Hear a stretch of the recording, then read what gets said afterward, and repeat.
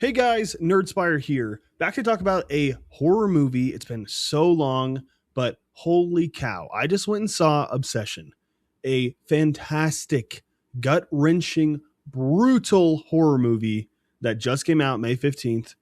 And holy cow, I've not seen a movie like that in my entire 23 years of existence. I love horror movies, but man, this was another level, especially considering the budget. After a certain point in this video, there will be spoilers. So please, if you have not seen the movie, go see it. Before we start the video, please make sure to like, subscribe, and comment down below any suggestions you guys have, any thoughts on the movie y'all had, anything like that. Please make sure. I would love, and I'll try to comment on every single one of those. Thank you guys. Let's get right into it. We're going to get trigger warnings first because holy, there is some sensitive scenes in this movie, which of course it is a rated R horror movie, but on another level. If you are uncomfortable, which of course you should be a little bit, but if you're uncomfortable with scenes between men and women in a sensitive setting, which I'm not going to talk more about because I don't want to get taken off of YouTube, but if you can kind of get the gist of what I'm saying, probably don't go see this movie.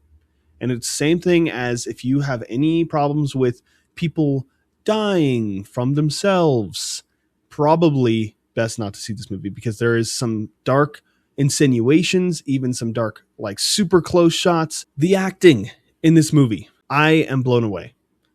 The actor for Bear, the actor for Nikki, the actor for Sarah, every single one of them. Curry's friend too. I was blown away because all I've ever seen him in is comedy skits. And yet here we go. He's incredible in this movie. I like every single one of them are emotional. They're awesome. They bring so much to the characters. Nikki's performance specifically, which I believe her name is Indy Navarrete, she blew me away. That was like Hereditary level acting. And even then, I would say, in my opinion, she's above that. She nailed it. So unnerving, so unnatural, so disgusting and disturbing. Of course, in the nicest way possible. I mean, no offense, but holy cow, we were watching it and I've just never seen somebody one move like that, one act like that. Like, how does such a small girl, she's like super small, super skinny, super not intimidating whatsoever. And yet the entire movie, I was on the edge of my seat. I literally went to bed that night with my fiance and I was looking at her. I'm like, is she going to get up at 3 a.m. and stand in the corner and be like, why don't you love me? Like, I was just like, heck no, bro. Why is this so terrifying? But yes, she killed it. Seriously, every single one of them. Bear made me hate him, which of course means that he was a good actor. But the entire movie, I wanted to punch that guy in the face. I literally wanted to jump through the screen and be like, dude, you don't even know what love is. Because the fact that you were willing to put Nikki and Sarah in these situations, how, bro? You do not deserve the appreciation that you got from the people around you. And of course, his friend is kind of a scumbag too. Ian, I believe his name was. For the fact that he's sleeping with the girl that he really, really likes, that's super trashy. But at the same time, like, he could have asked, he could have talked to him about it. I don't know. Ian is definitely not a pinnacle of friendship or anything like that. He's more sane than Bear is, but he's definitely not a pinnacle of friendship. I also think I think Ian might be a little bit of a narcissist simply because like the entire movie, he's like, oh, she's trying to get back at me because I was sleeping with her for a really long time. And then now he's sleeping with my friend, or now she's sleeping with my friend. That is super self-absorbed, but also, yes, I understand where you're coming from. We're going to start to get into spoiler territory. So please go watch the movie. I am serious. Go. You will not hurt my feelings if you go watch the movie. The realization that Obsession is really not about Nikki's obsession with Bear is a huge, like, it's a shift in the movie, but I also feel like it was pretty obvious. They subverted your expectations in a lot of this movie, but this part, what they were trying to make it abundantly clear. This guy had that nice guy complex and he was obsessed with her. I mean, literally in the beginning of the movie, he's staring at her Instagram, just sitting in his bed alone after his cat died. Like, what are you doing, bro? Nikki was a great person and he twisted her into this monster. And of course, you know, there's definitely some demonic witch oppression stuff going on there. And we can talk about that in another video. But simply the acting from Bear and Nikki was incredible. Blown away.